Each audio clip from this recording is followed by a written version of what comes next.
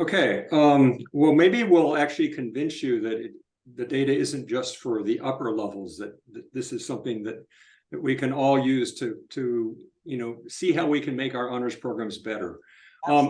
So what we're going to be doing today, back in January, we sent out a survey and we got some data, and this is presenting a selection of the summary of that data, as well as initially, I'll just talk a little bit about what the whole goal of this process is. So the goal really is to support the honors discipline generally and CoHE membership specifically. And so the process, as I suggested, involved collection, and then we would say the responsible dissemination of data that describes our programs and our students. And the thing I really want to emphasize is that this is done by CoHE for CoHE. This isn't being done by some outside author or something like that.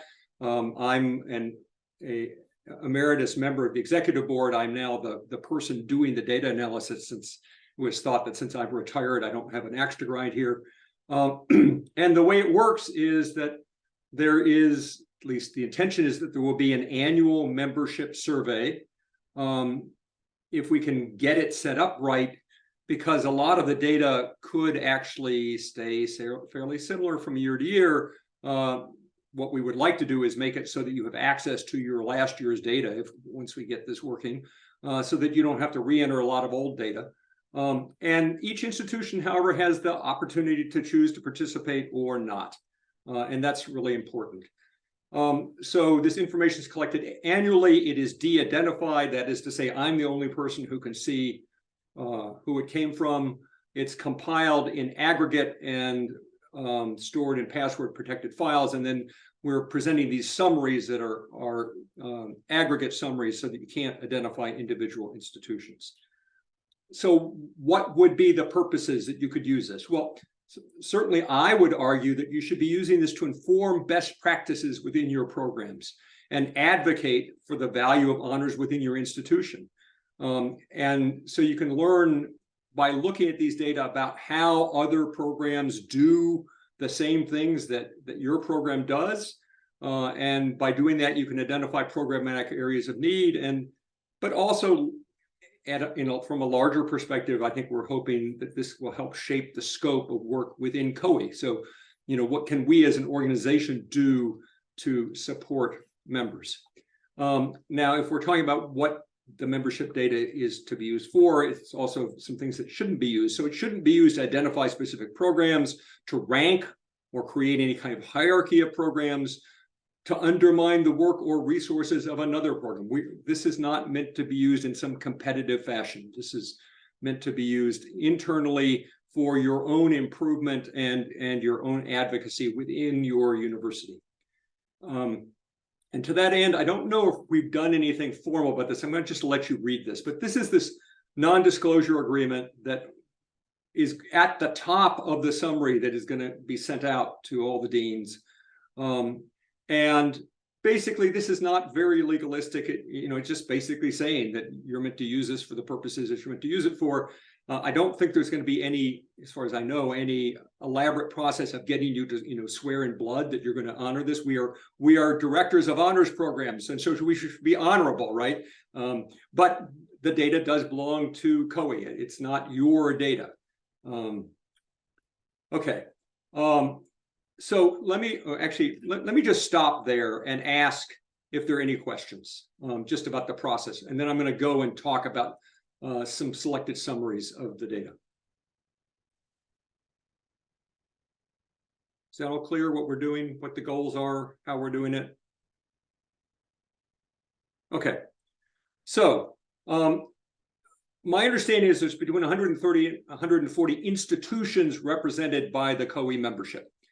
Of these, 91 submitted responses. Of those, only about 56, depending on the criteria you use, actually had useful data. And even they often did not answer some or a large chunk of the questions.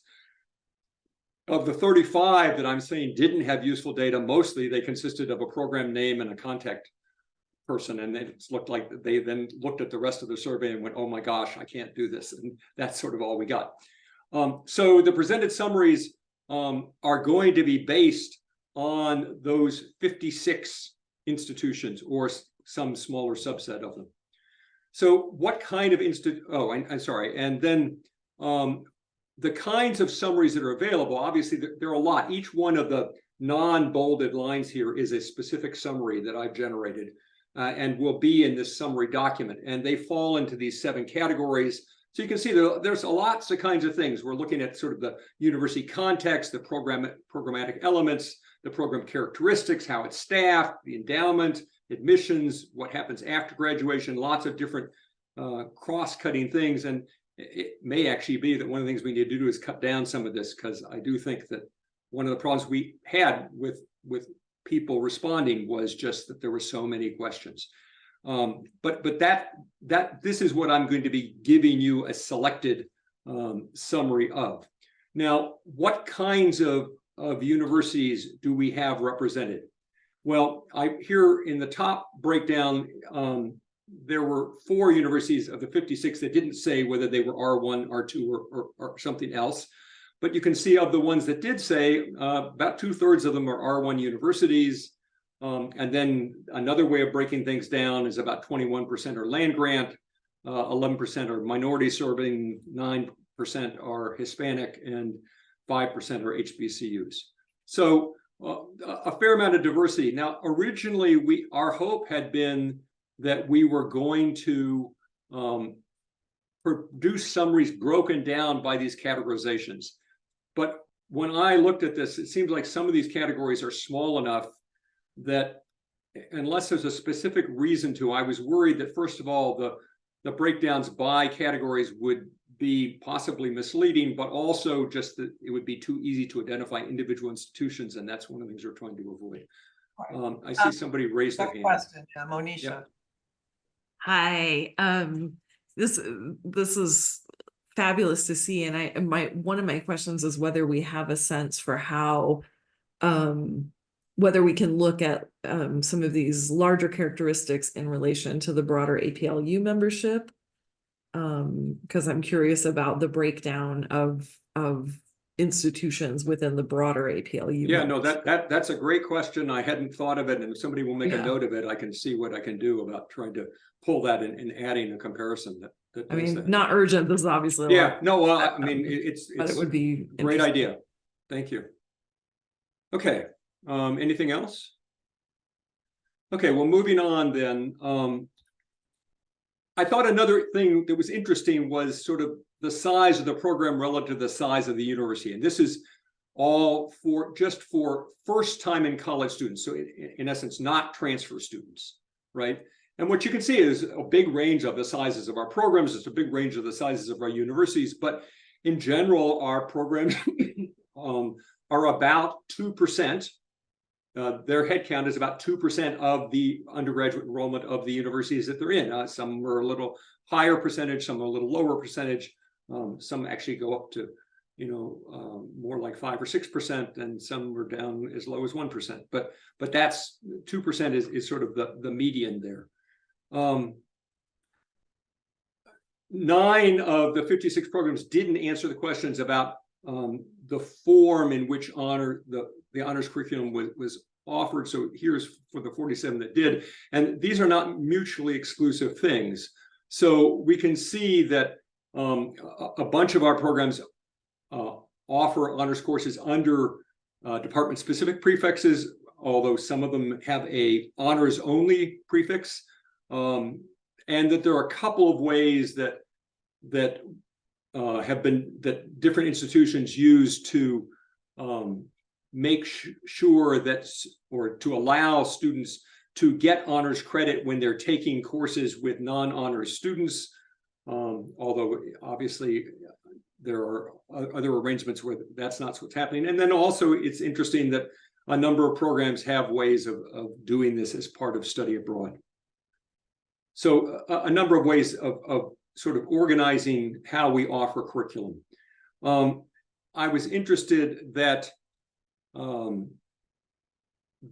that about over half of the programs require honors students to take a first-year course of some sort, although there's a lot of breakdown about how credit is assigned for that. And there's just a few that actually don't require something like a first-year honors course. Also, I was interested to see that actual research hours is only required by about a quarter of our programs. Again, there's a lot of variability in how credit is assigned, but an additional half of our programs offer that, just don't require that. And I'm not showing it here, but we also had information about capstone options. And so there were about 15% of the programs that had required capstone options and about 60% that offered them. There was also the thesis requirement, which about 40% of the programs actually required a thesis, even though only about a quarter require research hours. So I guess how the thesis is done and research hours are not necessarily tied as they are in my experience. About 20% of the programs require some kind of community engagement, and about 60% offer it but don't require it. There's about 10% of the programs that have some kind of service learning requirement, and about 70% that offer it but don't require it. And study abroad is also required for about 10 to 11% of the programs, and offered and available to about 70%. That's actually not right. Somewhere I fixed that, but it doesn't seem to be in this version. So I don't know what happened to that, because these numbers are wrong. I remember this. It's actually less. This is a duplicate of the previous numbers, and I caught that this morning, and somehow I lost the change. But anyway, how do we get instructors to teach our courses? There's well, the interesting thing is that none of the 43 responding programs seem to have dedicated faculty who are teaching their courses. So most of the programs are doing some variation of incentivizing faculty in other departments to teach courses for them. It could either be part of their regular teaching load, or they can be paying them as overload, or they can be paying the departments, or various combinations of those. But then there's about 20% of the programs, and again, these are not mutually exclusive categories, that hire outside adjunct faculty, or about 6% that hire graduate students to teach courses.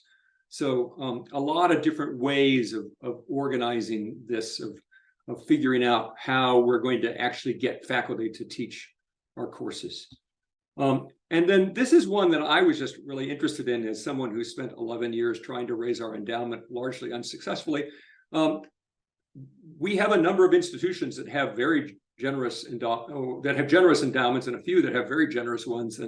But then there's about more than half who have really quite small endowments. And so that seems to be a pretty common issue for, I think, a lot of our programs. How does admissions happen? Well, for about half of the programs, students have to do an application to honors. The other half of the programs either just consider all admitted students, or have a simple checkbox kind of thing, or something like that to be considered for honors. There's not a separate honors application. How are the honors decisions made? Well, in almost all of the programs, it's the honors program that's making those decisions. You can see there's 2 programs where admissions does it. There's a couple of programs where it's collaboration, and then there's one where it's just done by formula. And then a last thing that was really interesting to me is that of the 30 programs that responded to this question, 25 say they don't require any test scores anymore, which is certainly something we've had to deal with. Okay, what about after graduation? Well, unfortunately, not very many programs reported this, and what the data we have here has a huge range. So there's 4-year graduation rates, 6-year graduation rates, and as you can see, they're across the board. I think it would be really interesting to see this for more programs.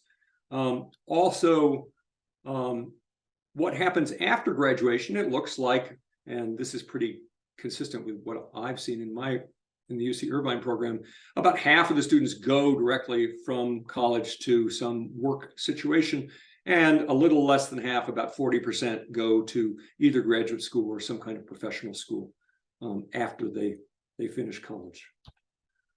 So that's the quick summary that I wanted to give. Now would be a good time for just discussion and questions. I just wanted to mention the members of the data subcommittee. As I say, I'm sort of emeritus, so I'm the data management designee on this committee, but I'm sort of ex officio, I guess, on the committee. But if you do have specific things that you want to know, I'd be happy if you sent me questions about that. And if there are things that we can answer from the data without sort of violating our data management principles, I'll just get you the answer. And if it's things that seem a little more problematic, I'll check with the committee and we'll figure out what we want to do.